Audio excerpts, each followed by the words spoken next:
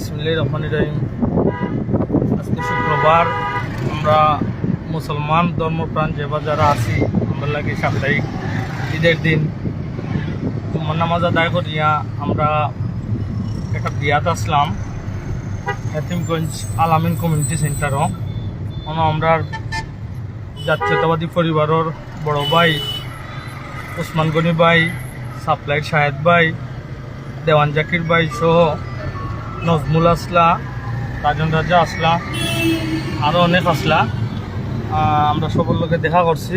ও নজমুল আসেন, ও আসেন, রাজন রাজা আসেন। আমরা সব বিয়াত আসলাম, বিয়া খাওয়া একলগে শেষ করছি। শেষ করিয়া আরও দুইটা বিয়া আছিল, এগুলা আসলে আমরা গোলাপগঞ্জ লাইট স্ট্যান্ডের সিনিয়র ড্রাইভার, আমরা খুবই ঘনিষ্ঠ মানুষ হাসান, তার বিয়াতনও দেখা করছি। আমরা দেখা করি আর একটা বিয়াত দেখা করছি। শেষ করিয়া এখন আমরা সিলেট শহরের উদ্দেশ্যে রওনা হয়েছি। শহরও যাইমু, জরুরি কিছু কাজ আছে, ওগুলা শেষ করবো। আর বিশেষ করি আমি দুই একটা কথা না কইয়া পারলাম না। মাঝে মাঝে আমার এলাকার, আমার বাড়ি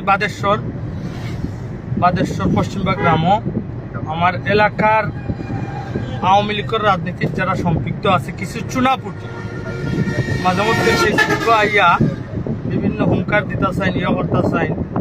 আমি তারার উদ্দেশ্যে কইরাম যে তোমরা আওয়ামী লীগ, অবৈধ আওয়ামী লীগ সরকার ক্ষমতার থাকাকালীন সময়ও তোমরা আমরা লোকে বাজারও কোনোদিন উবাইতে পারছো না, মোকাবেলা করতে পারছো না। আর এখন এইটা মাতিয়া ডংসার যে লাভ আছে নি, তোমরা যেবা যারা নেতৃত্ব, যারা গ্রুপ করো, এরাও আত্মগোপনে আছে, এরা পলাতক আছে। এবং তোমরা যার দল করো, তোমরা দেশনেত্রী, এই দেশটা কি বাগিয়া গেছে, তোমরা ফালাইয়া বাগার সময় পাইছে না। এইবার সহ তিনবার বাংলাদেশের ইতিহাস, এই আওয়ামী লীগ সরকার পতনের পর মন্ত্রী মিনিস্টার সহ এখানে চুনাপুটি দরিয়া সবাই যে আত্মগোপনে গেছে, পৃথিবীর ইতিহাস ইলাকেও কোনো সরকার পতনের পর আত্মগোপনে গেছে না। সুতরাং আমি তোমরা উদ্দেশ্য করে কইরাম যে তোমরা এটা করিয়া তোমরা নিজের লাগেও খাল ডাকি আন্ডায় তোমরা এটা করিও না। আর আমরারে তোমরা উপরে ওদের অন্য কোনোভাবে আমরা তোমরারে আকর্ষণিত হইয়া কিচ্ছু করতাম, এটা লাগে বাধ্য করিও না, বুঝছো নি? তোমরা আমরা এলাকার ছোটো ভাই আইন, বড় ভাই আইন, এটা এলাকার দ্বিধাদ্বন্দ্ব সৃষ্টি করিও না।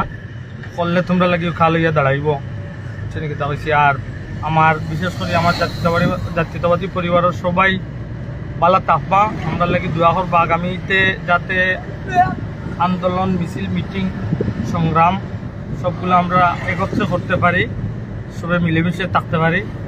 এই আশায় আমি আমার আজকের লাইভ শেষ করলাম। আসসালামু আলাইকুম।